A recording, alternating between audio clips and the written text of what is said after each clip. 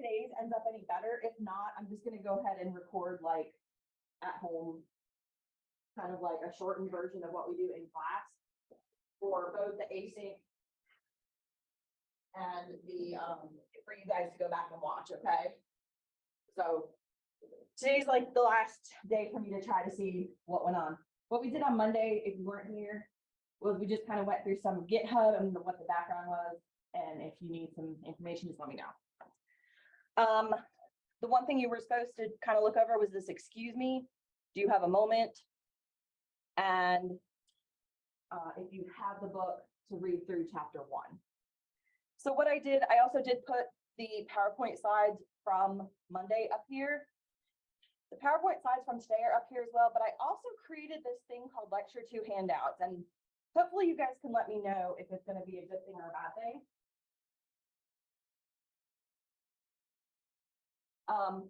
I thought it would be good. These are kind of snippets off of the slides that I picked, so you can kind of print these out before class and not have to write down all this stuff. Does that make sense? You just take notes on it, okay? So this big chart is going to be in there. There's some, we're going to flow charting today, but some of the things that is even more important here, I have the code for the programs that we're going to go over in class today, okay? So instead of writing down every single line, if you print out these handouts, you'll have majority of it and you can just take note on, okay? That way you don't have to print out the whole PowerPoint slides too, okay?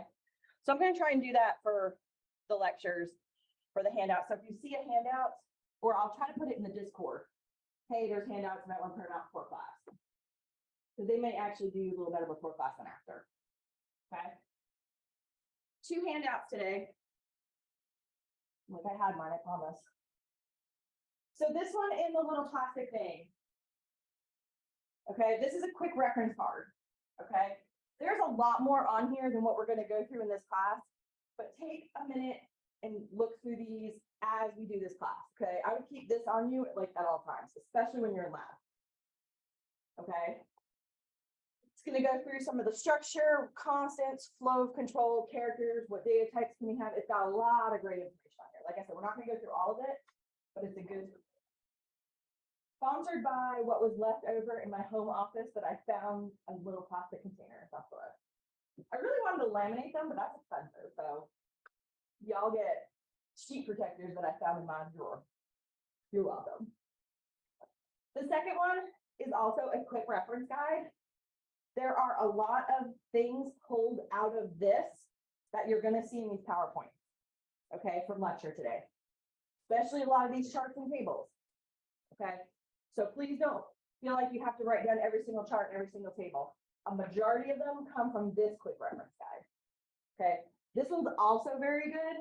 It has examples and things like that as you go, okay? So these are going to be references and resources for you moving forward for this class. Cool. They're also available up here. Quick reference guide and the reference card.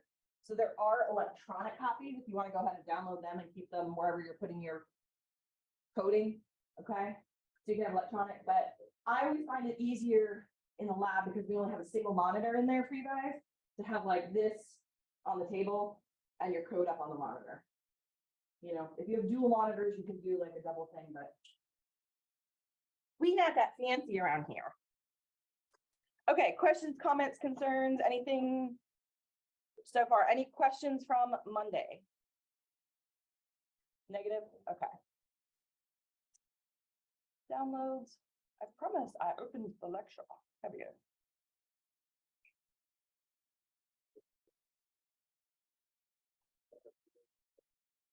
Slideshow from the beginning.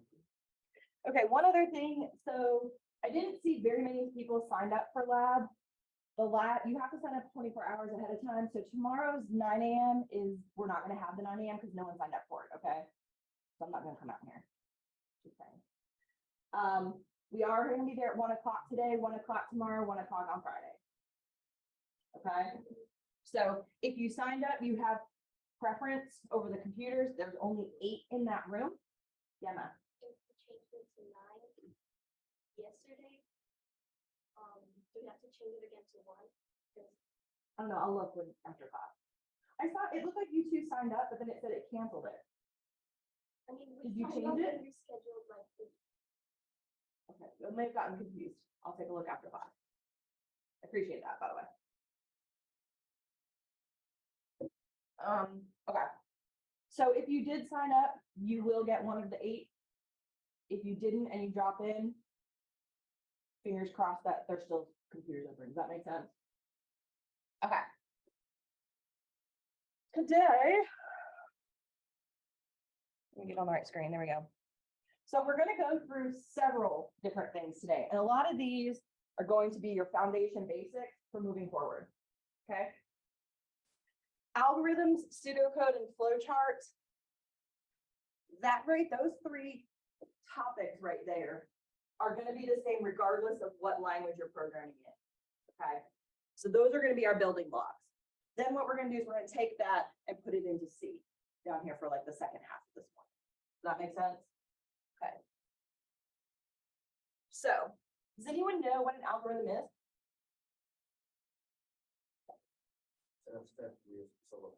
Yeah, set of steps used to solve a problem. I want to do something. Okay, what am I going to do? Okay, let's create an algorithm. We're going to do a couple. Here, let's do step 1.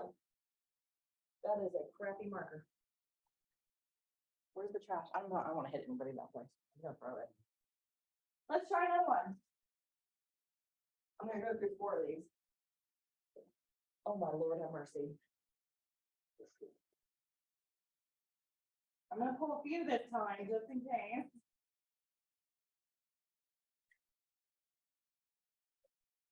Ah, look. Wake up. Leave for class. Okay. What is the first thing, Xavier, picking on you? What's the first thing you do when you wake up? Open your eyes. Does anyone else do anything besides that? Okay. Amari, what's the second thing you do after you open your eyes when you wake up? There are no wrong answers, said y'all. What's the second thing? Yeah, after you open your eyes, what do you do?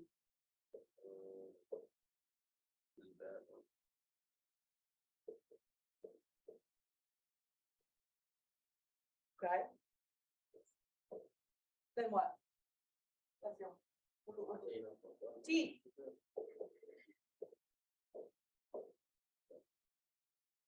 What's the next thing you do after you brush your teeth? What'd you say? Oh, look for clothes.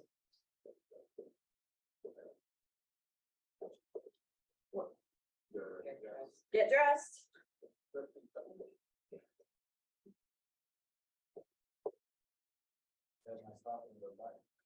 Pack your backpack. Oops, that's not a peak. Okay. And what's the last thing you do? You leave. That's good. Okay, cool.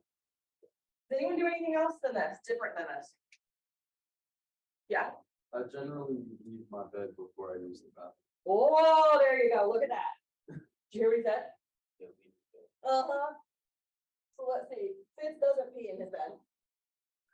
Get out of bed. Now I'm gonna pick on some of the girls over there. Natalie, what do you do? Before getting dressed, shower. Oh, we got a morning shower. Shower. I'm an evening shower. Maria, what do you do? Is there anything that you do? We have like makeup or anything in here somewhere? No. I Look, just she doesn't know. Me. Okay. There's a few things in here that I do. Let's see.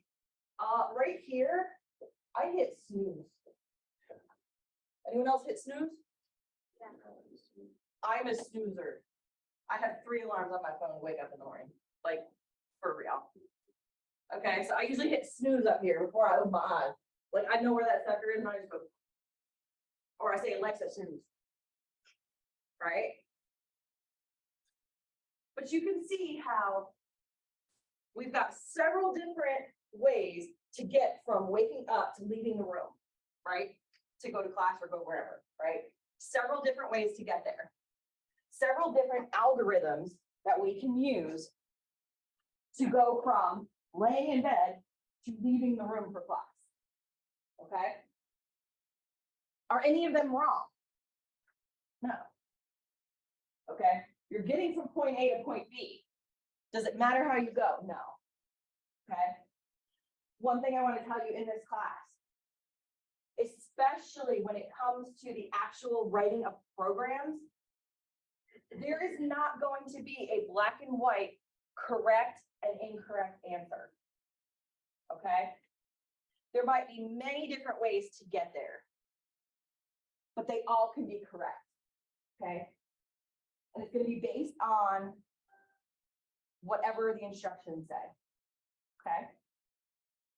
Is there a difference if I say do something if A is less than B, or if B is greater than A?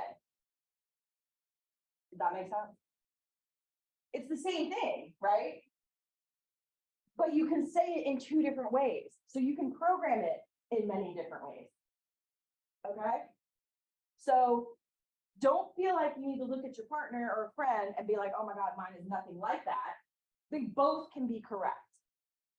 Okay?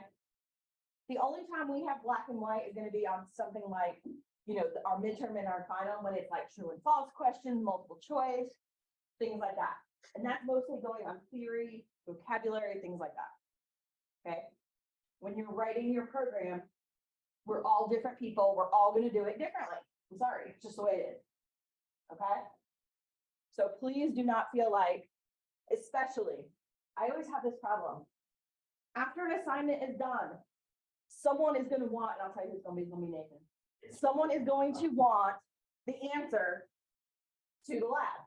Am I wrong? He goes, I don't know yet. Someone is going to want the answer on how to do the lab. Here's the thing, there's not a concrete answer. Okay? I can give you the way that I would do it. Is that that's the only way to do it? No. Okay?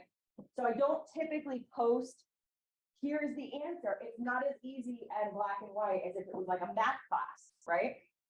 Okay? So don't typically post, here's the correct answer to this lab. Because there are multiple and many different correct answers. Okay? If you would like me to sit down with you and get yours corrected so it's working correctly, we can do that. That's different. Make sense? Okay. So that's what our algorithms are going to be. Okay? Your algorithm is going to be the steps on how to get from point A to point B and getting from that input to that output. Okay? One of the first basic ways we're going to do that is by using pseudocode. Okay? Pseudocode is writing down the steps in words on how to get from point A to point B. Okay? Our pseudocode for waking up and leaving the house or leaving the room in the morning is right here. Okay? So with our pseudocode, we are going to use appropriate naming conventions, and we're going to translate this into more of a programming world. Okay, here in a second. We're going to use appropriate casings for methods, uppercase, lowercase. Okay. We are going to use structures. So if we're going to make a decision, we're going to use an if statement. Okay, so it's going to be a little bit more concrete than what we have here. What we're not going to do. Look, you're already taking pictures. I told you, they're in the handouts. Do not write complete sentences. Do not write me a dissertation. We are not writing paragraphs when it comes to pseudocode. We are writing, wake up, open my eyes. I am not writing the mechanics of how the muscles in my face open my eyes in the morning. Right? We are not going to make it so general that we can't understand what we want to do. Okay? And we don't want to make it so abstract that it doesn't really mean anything. Okay? So, our pseudocode is always going to start with a start. And it's always gonna end with a stop. That marker sucks too. Guess I'm gonna beat out my marker thing again. Okay? Most of the time, you will have a few words to start. Input, output, calculate. Okay, when it comes to pseudocode. Okay, so say input number 1, input number 2.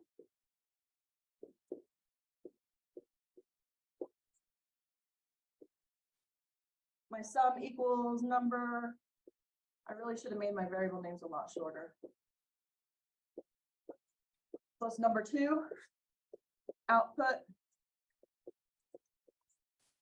That's pseudocode. Right? That's pseudocode, take two numbers, add them together, and print it to the screen. Okay?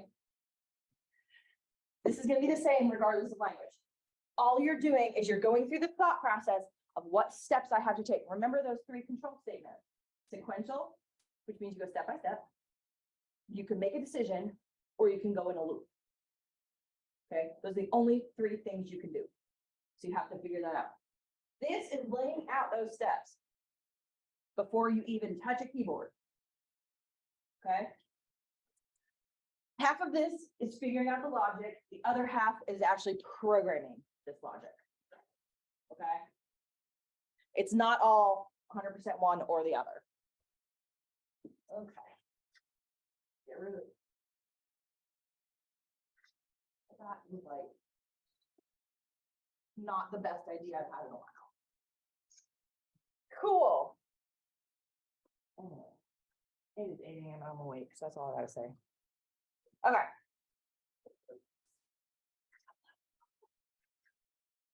So to go along with our pseudocode, we are going to create flowcharts.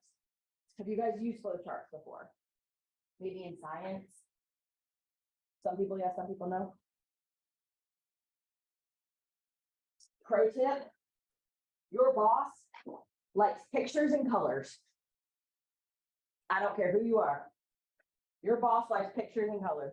Flowcharts. Okay. In a flowchart, we have this thing. It looks kind of like a pill. I don't know how else to describe it. It's like a squished circle. That's going to be your start and end. Your flowchart's always going to have one at the top, right? Like we had that pseudocode, and one at the bottom. Those are rounded, I promise. Okay. Your input and or output is going to be a parallelogram. Is that what that thing is? Wrong. Input or output. If you're doing a process like a calculation, it's going to be a square. Okay. A connector, if you need to go between pages, your flowchart's so big you got to go to another page. Typically, you put a connector. There are arrows to show you the direction. Okay. A decision is made with a rhombus, diamond looking thing. Okay. So with what we did before, they typically have words in them too. Okay. So start and stop. What was the first thing we did? We did input a number. Number 1. From my start, I'm going to go to number 1.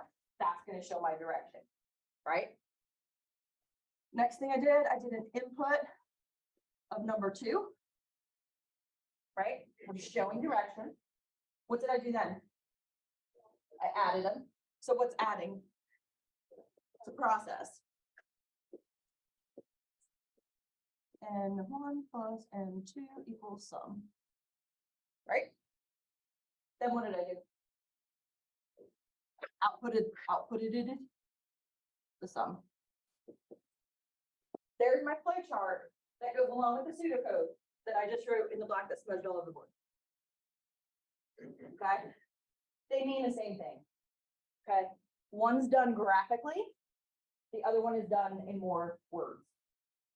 Okay? In your lab handout, there are examples of some labs. that are gonna help you do the one that you need to turn in. I've also put with them the flow chart and the pseudocode for all of them, so you can get used to seeing it and seeing what it looks like and seeing how you're supposed to kind of deal with that. Okay? Because this, maybe I'll try this one this time. This is going to turn into your program. Each one of these symbols is going to be a command or a step in your program, okay? That's how you get the logic. Oh, look at that one. That one was much better. That's how you get the logic going before you touch the keyboard, okay? Question so far? Negative? Okay. Okay, so here, let's do this. Develop a pseudocode and a flow chart to ask the user to enter in the voltage and the current and calculate and display the resistance, and there's the equation. Don't panic. What's the first thing we do for pseudocode? Start. Yeah, first we gotta do something, right? First we gotta start. Okay. What's the first thing I do? Ask the user to input what? Voltage and current. Yeah. Then what do we do? Calculate the resistance. Display resistance. Output. Then what do I do? End or stop. That's it. Don't make a side project out of it. Okay? When I read this, I saw some scared looks, right? You take this word by word. It tells me, ask the user to enter the voltage and current. That whole sentence is this right here. Make sense? Calculate and display. Calculate, display. Okay? And we're done. Okay? So what does this flow chart look like? So I can look at my pseudocode, I can put my little pill here, because I don't know what else to call it. Input. V and I. Right? What's the calculate? What shape? Rectangle. R equals V over I. And then I'm going to output out R. N.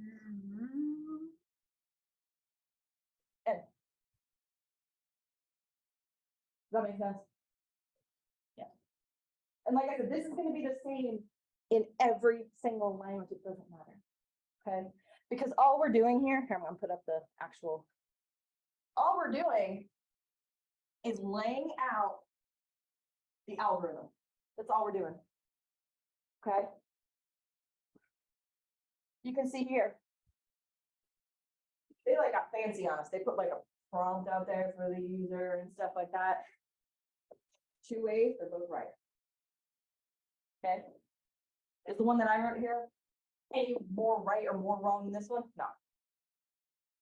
Okay. Make sense? Okay. So let's go back into our C, okay? Our C programming language. Number one above all, C programming language is case sensitive, okay? And we'll get back into this when we go for variables. But if I write a variable as NUM is not going to be equal to capital NUM. Okay, the case makes it different. Make sense? Okay, that's something that will get you tricked up. C also ignores all blank space, white space. When I say that, I mean blank lines, spaces, tabs. Completely ignores all that, doesn't care. Okay. It's going to be used to make your program easier to read. Okay. White space is for the humans, not the computer. So the computer doesn't care. Okay. The way that we tell the compiler that we are done with a command is with a semicolon. And that sucker is gonna bite you in the butt every time. Okay?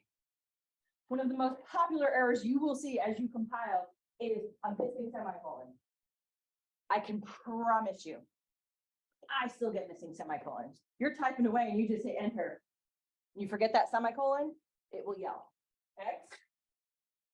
It uses preprocessors to load those C standard libraries. Remember, we talked about those C standard libraries of things that are out there that we go ahead and use, right? The way that we do that is there's this thing called a hashtag include, okay? It is always going to be the first line or set of lines of your code. Because the first thing you have to do is tell the computer, hey, by the way, I'm gonna go use this. You might wanna go get it, okay? The biggest one we're gonna use, and it's in the pointy brackets, I don't know what you call these suckers, the little, you know what I'm talking about, the little arrowy looking thing, is stdio.h. It is not studio. Ask me how I know. Okay. Standard, std, input, output, stdio. Literally recording that video that I showed you guys this morning. I could not get my program to compile, and it's literally like a one-line print. My brain typed studio. Okay, but it stands for standard input output. Okay, that's going to allow us to do things like print F, and it's going to know to go put it on the screen. Okay, we don't have to go down to that level and say, find the screen, find the connection to the screen. That studio or the standard IO is going to do it for us. Okay.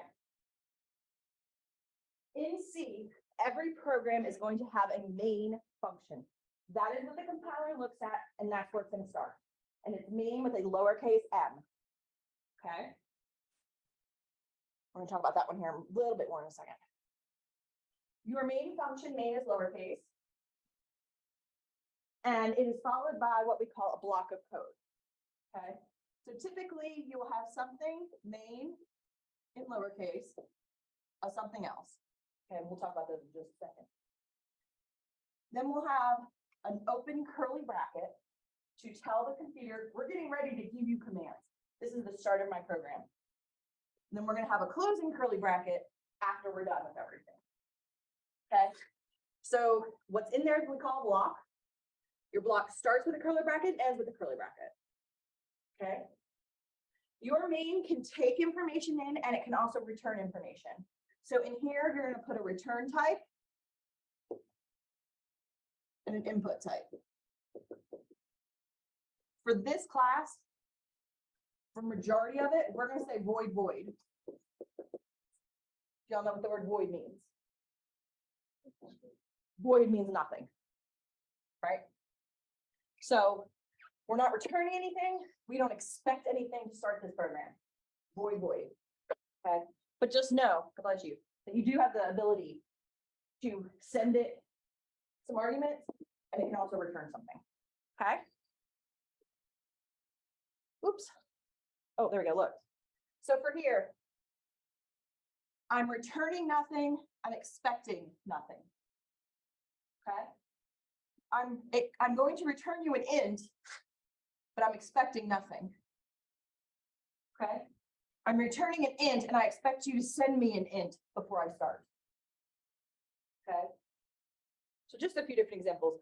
For the most part, we're staying in the void void realm of the world. Yeah. Okay. Let's see what else I have. Okay. Our first little rubric. What do y'all see? Anything good? What do y'all see up there? Anything that looks interesting? What do you see? Return a message. Do what? Say that again, I'm sorry. Returning a message. Yeah. We're printing. I'm like covered in marker. That's okay. We're printing a message to the screen, right? What else did I've already talked about? We're indicating the program that we're gonna use. Yeah. What's that thing right there? Did we talk about what a double hashtag is? Like a comment. It's a comment, okay? There are two ways to make a comment in C. You have a single line comment and you have a multi-line comment, okay? The double hash is a single. Okay? To do a multi-line, it's hash, star, whatever comment you want, and then star, slash, and that ends your comment. Okay? Commenting is very important.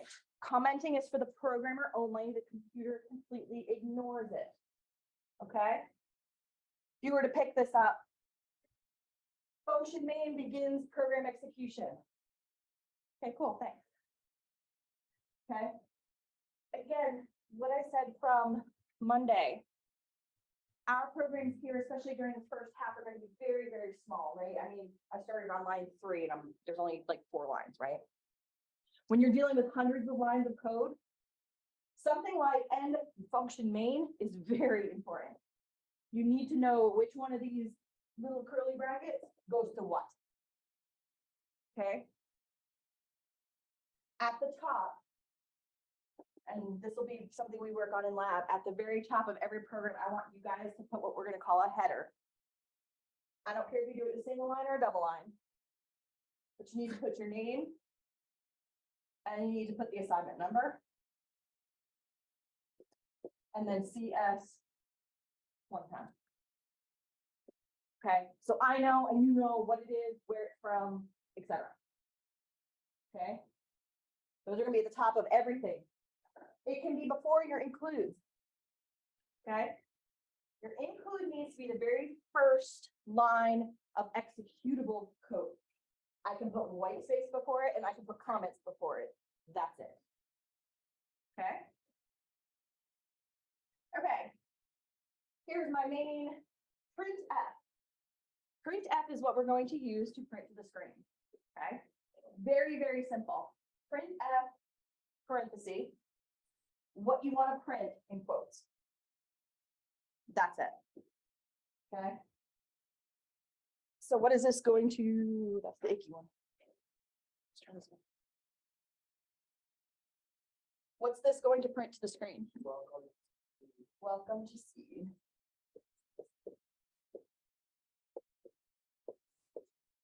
That's what's going to be in your output on this one. Nope, wrong button. No, I thought I put the output on there. Okay, so went the wrong way. Okay. One last thing to see in this. Here, after it says welcome to C, there's this slash, right? That slash indicates that what comes after it is a character that is going to do something rather than print something, okay? A slash n is going to be a return or a new line. Okay, you see how it's going to do something rather than print something? Okay, there are several of these. And feel free to play with them in lab. That's what lab's for. Okay. So, oh, that's a little small. Slash A. It's going to be a bell. It's going to ding. Okay. Backspace, new line, carriage return, tab. Okay. This is how you're going to format some of those strings. Okay. If you want to put, so we do printf, right?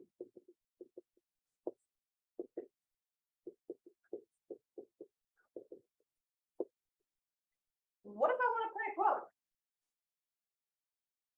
What's going to happen? Say I want a quote here. Don't think that that's the end of it, right? So how do I put a quote? double quote, whale. I put the slash.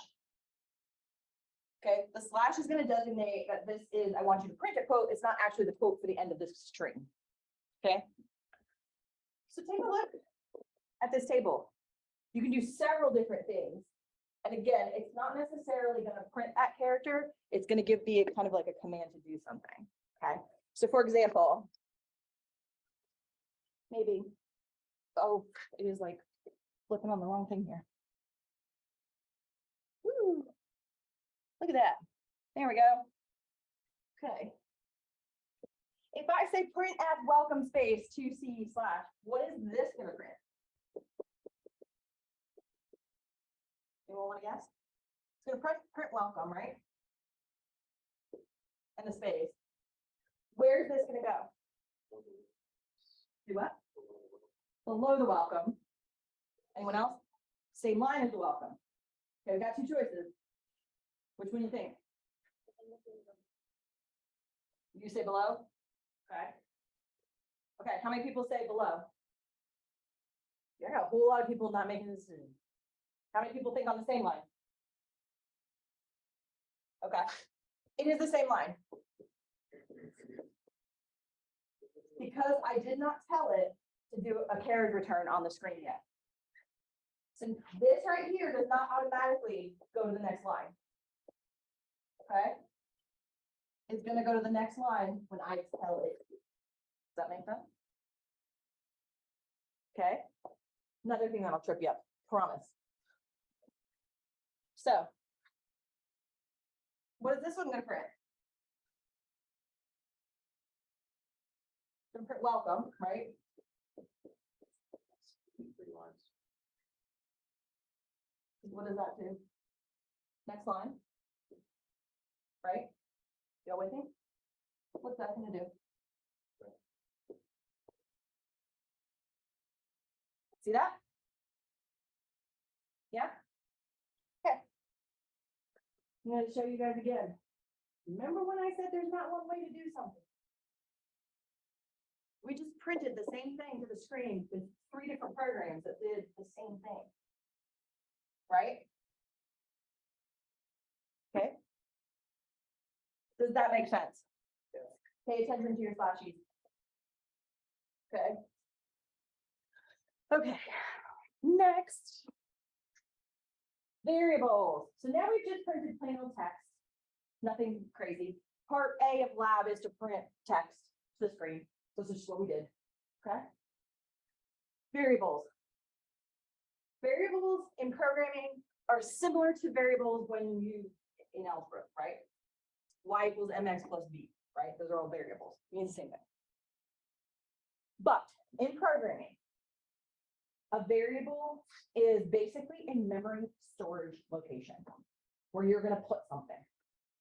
You may not know what that something is, which is why you want to give it a variable name. Okay? Types of variables. You can have numbers. You can have characters. You can have a Boolean. Do you know what a Boolean is? True and false. Yeah, true and false. Okay? But I can have a character, so I can say, I can have a variable called name. Okay? And it could be equal to Carolina University. It's character, right? A variable reserves a location in memory to be used later on in the program. Okay? Biggest difference between algebra and programming. Okay? But the concept's the same. Okay? Variable types. Okay? For the first week or so, and I think most of these charts are in one of either the bookish handout. For the most part, we are going to be using ints for now. We might use some doubles. Okay? An int is an integer. Okay? No decimal, whole number. Okay? A double is a decimal. So if I want to use pi 3.14, I need to use a double because there's a decimal point. Does that make sense? Int. Negative or positive, whole number. -3, -2, -1, 0, 1, 2, 3, 4. Okay? Some of the other ones that we'll use later on is a character, which is a single something. Okay? So it might be an A, like a single A. It might be that return symbol, but it's like a single entity. Okay, usually letter, and I'm gonna die. Yes, sir. What's the difference between a sign and unsigned?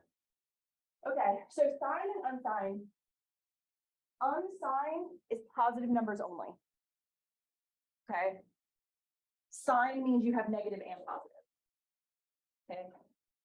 And some of the differences between things like a short int and a regular int. See, a short is an 8-bit int. We talked about bits. Whereas a regular int gives you 16. So an 8-bit will only give you from negative 128 to 127. Whereas the regular with the 16, it's 32,000 to 32,000. Okay, so it's just a bigger number. Okay. For this class, we are not going to be concerned very much with memory management. Okay, so we're probably just going to use ints and doubles and chars, and that's about it. Okay, we're not going to say, okay, well, this number is never going to exceed number 10. It's going to be 0 through 10, so I need to make it an unsigned short. We're not going to go that far into memory management. Okay, we're just going to go easy on the programming part. Make sense? Okay, I just want to let you guys know that there are way more types out there than what we're going to go. Okay. These are our rules, our commandments for variables. Number one, it has to be unique to the program. Okay, you cannot have two variables called name in the same program. Okay, you can have name one and name two. You can have first name and last name, but you can't have name and name. It won't know which is which. Okay.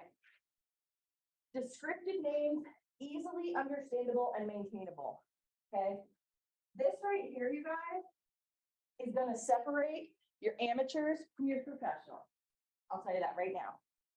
Okay. Most of the time, professionals will use descriptive names. This one right here is more of a rule of thumb, but it is important. Okay. Usually, we only use things like I, X, Y, A if it makes sense, or B if it's a counter. We'll talk about that later. Okay. But otherwise, we want to use descriptive names that actually say what's in there. Okay. Or something that makes sense. Your variable names can contain letters, numbers, and an underscore. That is it. Okay. No question marks, no asterisks, no hashtags. Okay. Letters, digits, and underscores. That's it. Okay. They must begin with a letter or an underscore. You cannot begin it with a number. Okay. So you need number one, number underscore one, underscore number one, but not one number. That ain't gonna work. Okay. Again, we're case sensitive, right? My there and my there, two different variables. Okay. Names cannot contain white space or special characters, so there we go with exclamation points and no spaces. Okay.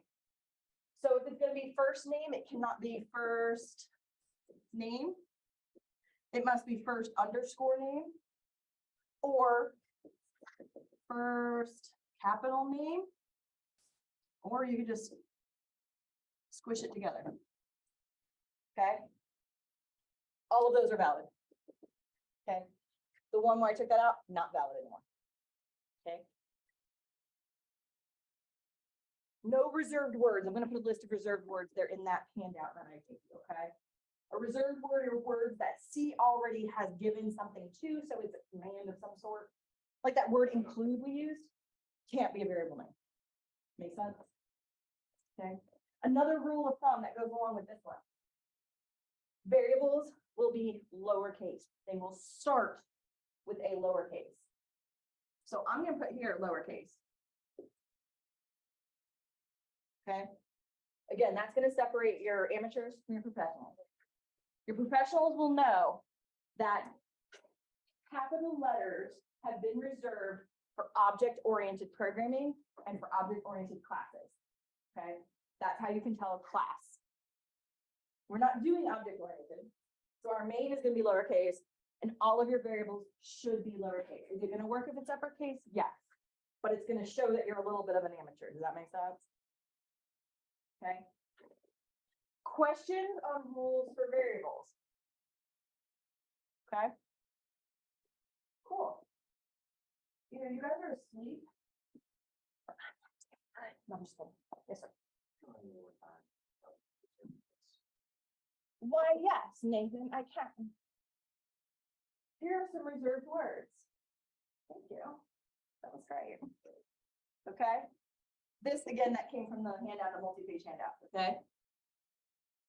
Cannot be used for variables or function names. They're reserved in C because they do something special.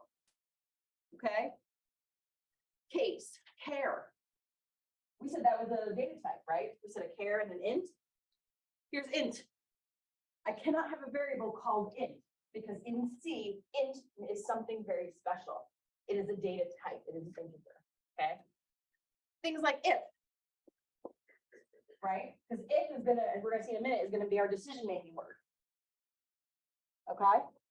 Yes, sir. So these reserved words are specific to the language. These are specific to the language you're using, yes. Yes. To be honest, they're pretty universal, but they are specific. So for C++, they'll be the same because it's based on C. Right? I believe Pythons are pretty similar as well, because it's kind of based on C. Okay. If you go and look into like assembly language, and also and this can be completely different. Okay. So it is based on the language, but for the most part, they're all kind of connected. That was a good question. Okay. So using variables, how do we use them? You have to do 2 steps before you use it. So I guess the third step is to use it, right? First step, you have to do something called declare the variable. You're going to indicate what the variable is holding and give it a name. Okay. Then you're going to initialize it with giving it an initial value. Okay. Let me explain. Declare the variable. Give me a variable name. Oh. Name. Perfect. Okay.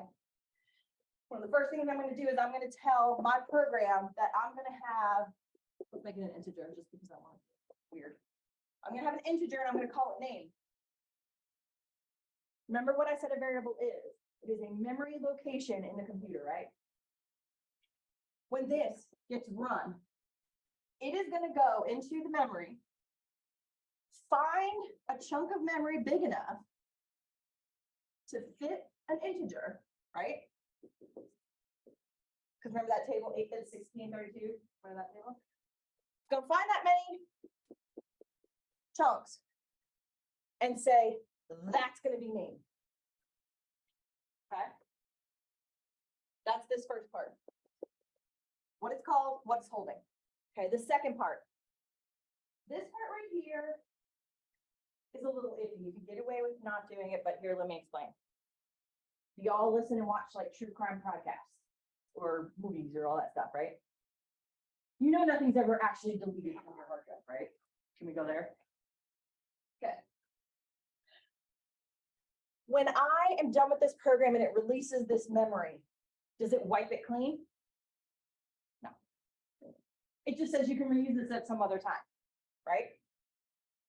If I go and get this chunk of memory, and for some reason, there's the number 186 in it left over from God only knows what, right? And then I say name plus 4, right? What's that going to be? Right? What if I didn't say anything and I thought name was 0? I would think that it would be 4. So it's going to give me a different answer. The only way that I can be absolutely positive that I know what's in there is to tell it what to put in there. Does that make sense? Okay. Again, sometimes you can get away with not doing it because sometimes you get lucky and it's blank. Okay.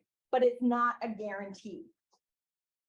Okay. So it's something we want to make sure. So initialize the variable. since I am gonna say it's gonna be 0, I'm gonna say name is gonna be equal to 0. I know exactly what's in there now, and there's gonna be no surprises. Okay? So the two things you have to do, declare, initialize. Two different ways you can do it. Okay? Oops, there we go. Okay? It's exactly what I just did up there, right? You can also do it all on one line. Okay? So I can say int name equals 0.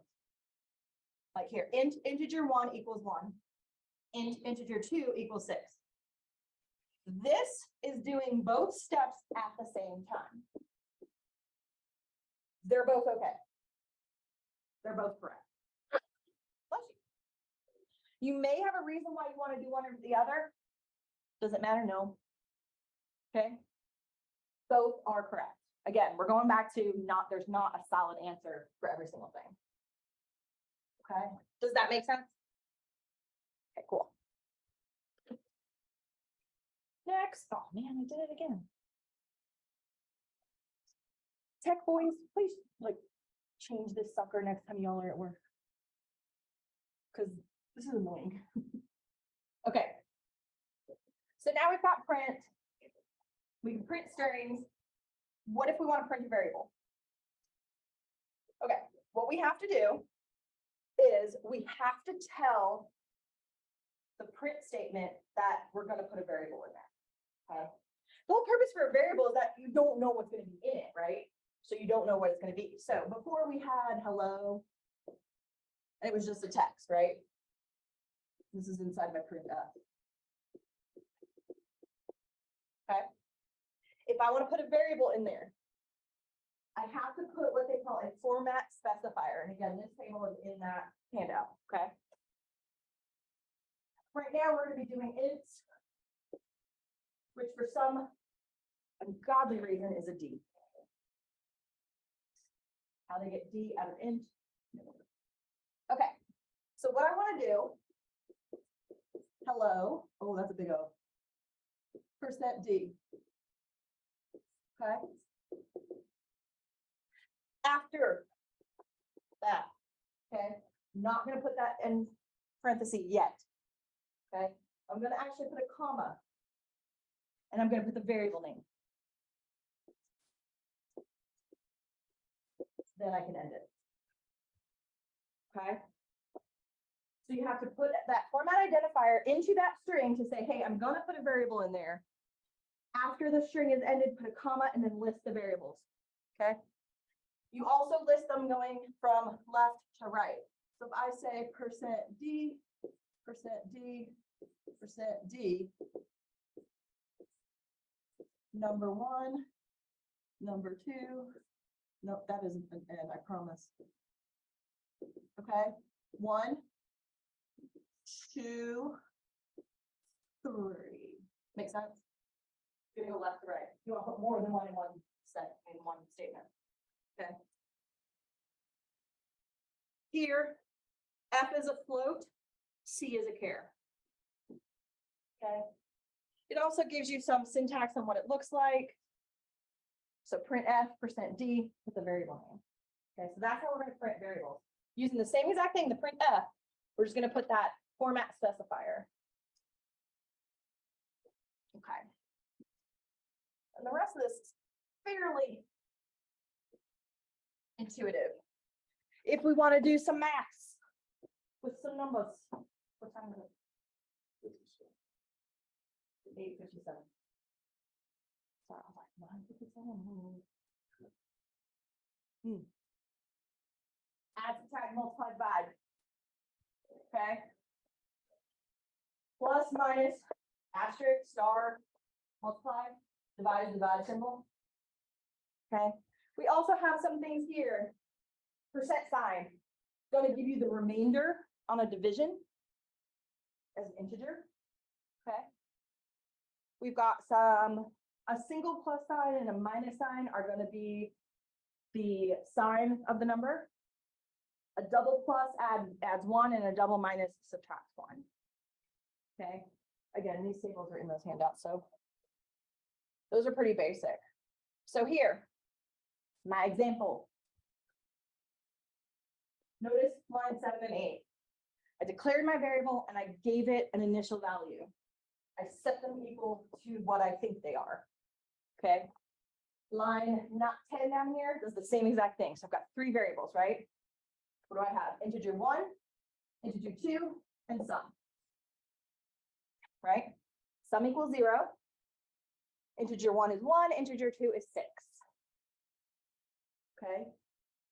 Notice my comments telling you what's going on. Okay. Line 11, sum equals integer 1 plus integer 2, semicolon. Pretty easy stuff, right? Plus, minus. Notice my print on line 13. What do we see there? The %b, right? The comma, and then the sum. That's going to print the sum onto the screen. Okay.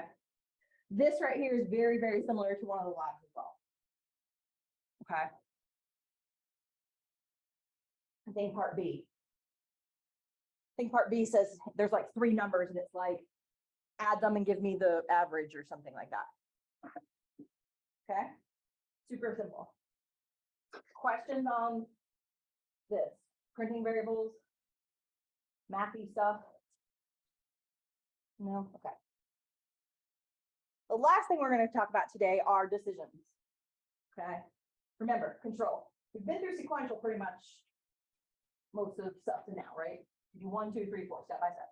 Now we're going to make some decisions. Okay. In order to make a decision, I have to do some kind of comparison, right? That's your decision that you're making. Okay. If I want to know if something is equal to something else, it is a double equal sign. What's a single? To indicate my own. Yeah, you're assigning a number to a variable. Okay. So a single is an assignment, a double is a comparison. Okay. Is 3 equal to 3? Right? Not equal. You might want to know if something's not the same. Exclamation point, equal sign. Okay. Not equal. Okay. Greater than or less than, we're using our alligators. Y'all learn that way? Okay, cool. If not, you can ask me later. I still think about alligators, it's fine. Greater than and or equal to or less than or equal to. You're going to use your alligator. It's just how you say it. Greater than, equal to. Less than, equal to. Okay. So it's the 2 symbols put together. Okay. That's how we're going to do our comparisons. Yeah. Okay. The way we do a comparison in C and in most languages is we use something called an if. Okay. Or an if else. Okay. Doesn't always need to have the else. If something is true, something is going to happen. Otherwise, do something else. Make sense? Okay. For example, if move x is equal to, remember double 1, x is x plus 20, otherwise y is y minus 10. Okay. You don't need the else. Okay. If 1 equals 1, print 1 equals 1. Then you can move on. You don't need an otherwise something else, okay? If something, do something. Okay. And if you want a second option, else, do something else. Pretty straightforward. Okay. The third part of the lab is doing something with an if. Okay. This is a small snippet of a much larger program, but here they did some inputs. We're not using, that's my word. We're not doing user input until next Wednesday, so we'll look at it a little bit more. But so I'm going to assign number 1 equal to 0, number 2 equal to 0. Okay. Got a few ifs up there. Okay. So if I have 0 and 0, if number 1 double equal sign number 2, is that true? Yeah. Is this equal to that? Yes. So it's going to print number 1 is equal to number 2. See how we have the 2 format identifiers and the 2 variables there? So that's going to print 0 is equal to 0. Right? It's gonna come down here. If number 1 is not equal to number 2, is that true? Is 0 not equal to 0? No. Does it do that then? No, it just skips it. Okay? It only does what's in the brackets if it's true. Otherwise, it just skips it entirely. Okay? So come down here. If number 1 is less than number 2, is 0 less than 0? Nope. So it's going to skip that as well. Make sense? So what if I have 3 and 8? Okay. Is number 1 equal to number 2? No.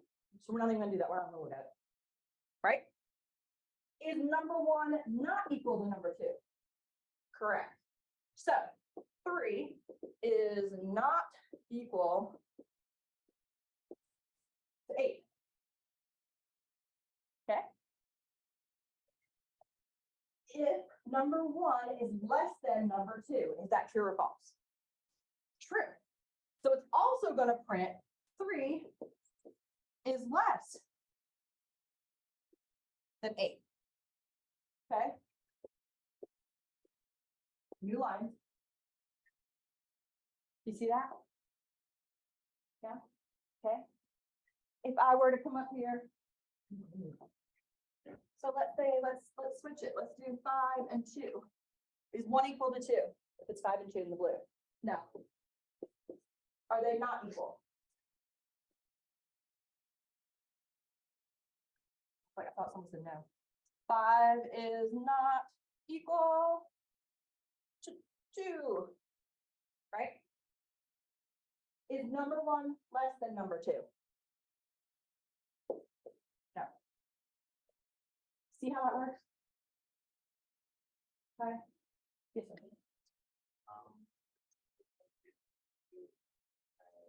First two want to prioritize one message. Ah, good question. If you want to prioritize one over the other, so say I want to do this, this, or this, right? That's when you put that else in there. Okay. So if I say,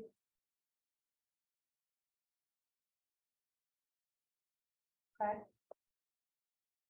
else if, let's go back to my green, my 3 and my 8. Okay, actually, yeah, let's do that one because this was it in green, okay? If I put the else, are the numbers equal? No. Else, are they not equal? Yes, so it does this. So it does 3 is not equal to 8. Because you have the word else, it goes to the end of the else's. Okay. We're not getting that far in lab this week, but that's just to answer your question. I have a question. Yes. If you remove the else in the 23rd line. Yep. It goes after the else if, it goes to the if, go there. Mhm. The else's will connect it back to whatever was first. Okay, make sense? Okay, if it doesn't make sense, that's fine too. Again, like I said, that was a little bit. Does that? Do we see how that works? Okay. Let's see what else I got. I thought that was it. Okay. Did I make your brains hurt today? Silence a yes or a no. Just saying. Yeah. Okay. Like I said, in the lab, and we jumped a little bit between chapters 2 and 3 if you have the book. Okay, so just know that. And we're going to do a little bit more on Wednesday, the same thing, okay? But for the lab, there's a printout for the lab, okay? When you open up lab 2, there's an attachment. In that, there are 3 labs to walk through, okay? It literally says, type this in and run, okay? Those 3 labs are going to give you what you need to do the 3 that you're supposed to hand in, okay? And by free that handed, I mean, the first one prints a string. The second one does a calculation, like I said, uses a sum and an average and prints them. And then the third one does some kind of if decision, okay? So they build on each other. Okay? Questions, comments, concerns about what we did today or for Monday? Okay. Do not show up on Monday, I will not be here. It is a federal holiday, I'm taking the day off. I don't know if any other professor is, I don't really care, but I am. Because it's all about me. Okay, so please do not do something like, well, Professor Gentry said that we have no class on Monday. No, we have no class for this class, okay? Verify with everyone else. Okay, lab times for this week, get those free labs done. I will be in there. I'll talk to you guys about tomorrow morning. Definitely I will be in the lab at 1 o'clock. It's not the blue lab, it's the white lab across the hall. Okay. Tomorrow at 1 o'clock, Friday at 1 o'clock. Okay. Next Wednesday, we're gonna start looking at user input. Okay, so allowing the user to type in some feedback. The control, we're gonna continue on with our control structures, which are those three things, right? We did sequential, we kind of started in decisions. We're gonna go with some switches, which is a decision. And we're gonna go into a while, which is a loop. Okay? We're gonna talk a little bit about nesting, which is taking those control structures and putting them within each other and around each other to do what you need them to do. And we're gonna go through a case study on Wednesday from start to finish with a statement of work, pseudocode, coding, and then we're gonna write the program. Yeah? Any questions, comments, concerns? Insults will be for later, because I have not had enough coffee for that yet. Negative? Okay, ladies and gents, I will see you on Wednesday.